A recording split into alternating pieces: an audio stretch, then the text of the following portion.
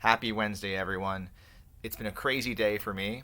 About 30 some of you will actually know this already, that this is the second attempt at doing this video today. The first video that was uploaded was actually not the right video. So many of you sat down at some point today and started watching a video of me doing this video. It was well before work this morning. I thought I was getting ahead of my day, jumping in and doing a vlog really early, and I got a work call in the middle of that and had to stop recording. The only thing is I didn't stop recording. I got up during the middle of the video and I dealt with the work issue. Then I came back and thought I hit start recording. I had stopped that recording. So then I was in a rush because now I had a work thing going on and it was early. It was unexpected to be that early. So I'm like, I gotta get this crap. I gotta get this stuff uploaded. So I went and did that. But I uploaded the wrong video. And the right video didn't get recorded. So that's going to be this video. So for all of you who watched that one, I'm sorry.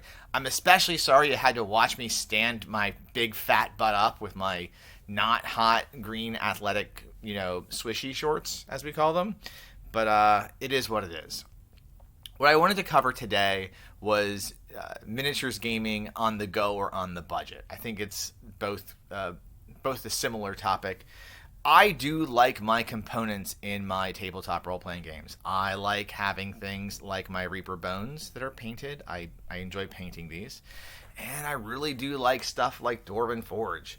This is some really well-built stuff, but I know it's pricey. And I know it's something that I can afford at this point because I've been, very, very fortunate, in some recent years to get my hands on this stuff.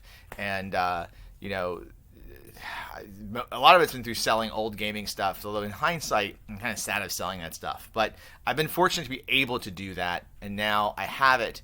But I know there's a lot of people jumping into the hobby, especially new gamers, who see all these fantastic builds and all these cool gaming tables with all these great miniatures, and maybe those folks either don't want to do miniatures painting or they don't want they have the time or the funds to buy all the crazy terrain. If I didn't play Frostgrave so much, I probably would not be even pushing for the terrain, because terrain can be built on the cheap, but you kind of have to have the time to do so. And then for travel, it's really hard to travel with this stuff. You can't travel with a whole Dwarven Forge build is next to impossible. So what I thought I'd do is just share some ways to do minis gaming on the cheap, / on the go, because the way I'm going to show you how I do this is also how I do it if I bring my miniature stuff with me, because I do not pack a lot of my pewter figures when I'm traveling. I do not pack any of my Dwarven Forge when I'm traveling. Really, all of my terrain when I'm traveling, if I need a map, I use one of these. This is just a Pathfinder flip map. It's dry erase. It's not been cleaned off. I still have stuff on there from previous games. But I wanted to show off, some of the ways that you can, find miniatures without having to spend a ton of money if you want to get into miniatures gaming in your tabletop role-playing games. I have noticed, and this is a request from my friend Andy, when we started jumping into Talis, into 5e, he had mentioned how much, how much more helpful it is to have some kind of, grid for tactical movement in 5e. It's not the same as 4th edition, I've noticed. I'm just getting into 5e, right? But I know it is important. His character's a monk, so I understand movement's important to him. And we're playing online, so I'm going to be trying Owlbear Rodeo for the first time this week. I've been playing around with it, and I'll be talking about that probably next week or the week after that. But getting into this, knowing I'm going to want to play 5e here in the house, I was thinking of what I'm going to use on my side for minis, and then sharing with you some of the less expensive variants you can find, and just what I've used over the years. So first off, I want to show off my little case here. This is my first minis case, and it is a Reese's Peanut Butter Cup box, and it is full of Hero Quest minis. From the Chaos Warriors to my one-armed orcs to here's an elf. I think he has a hand. He does. I have an elf in here without a hand. My friend Eric gave me these. I can tell because his initials are still on the bottom. I have a lot of these old Hero Quest miniatures, and when I was gaming in the 90s and the 2000s, these are what I use for minis. These and toys. And I don't know if I have any toys in here or not. I don't think I do, but I know that I have toys somewhere in the house that I've used for miniatures, and these worked great.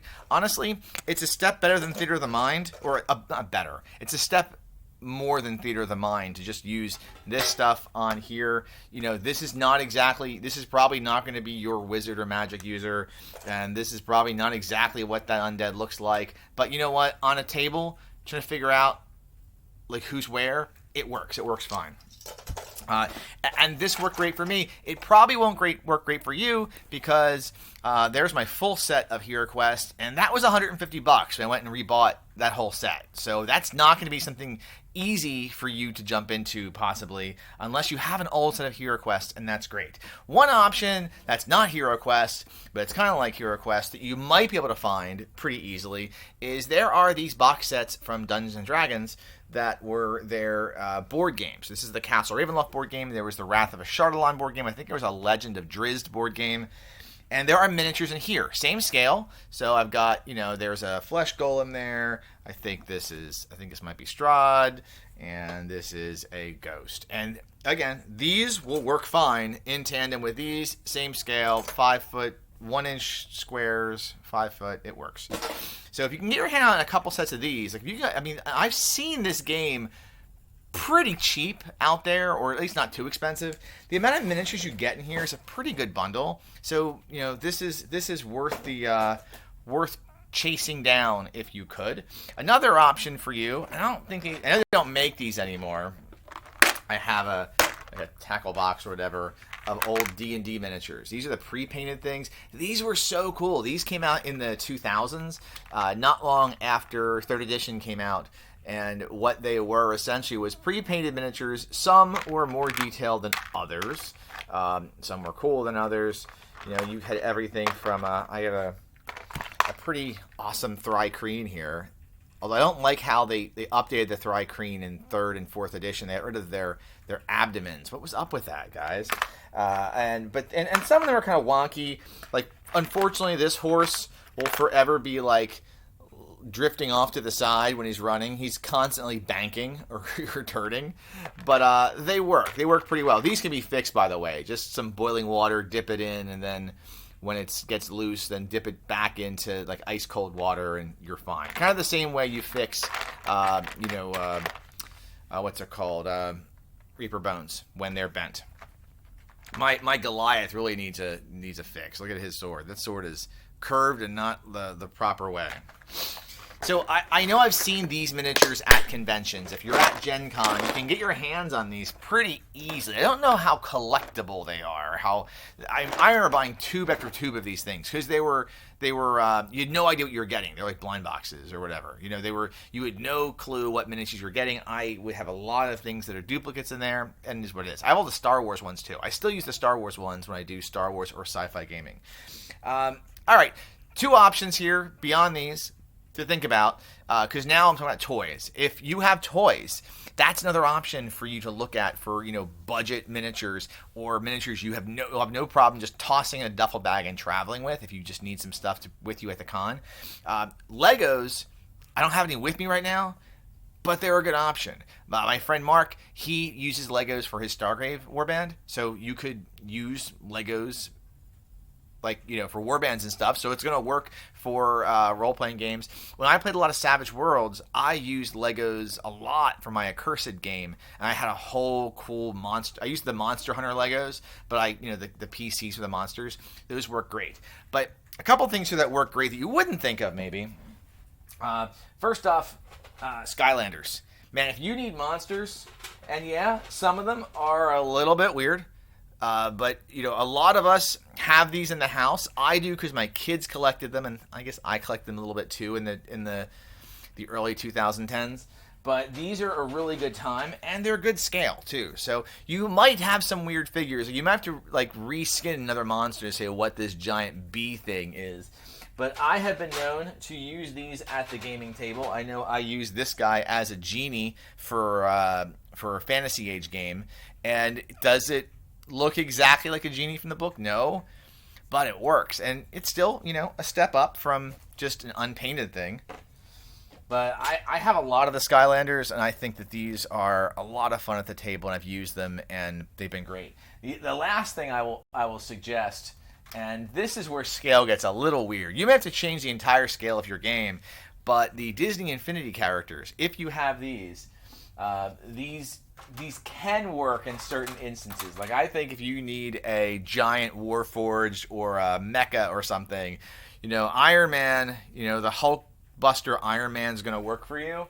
But that said, if you're playing around with a wizard of this scale and you got Donald Duck, I don't think this is incompatible.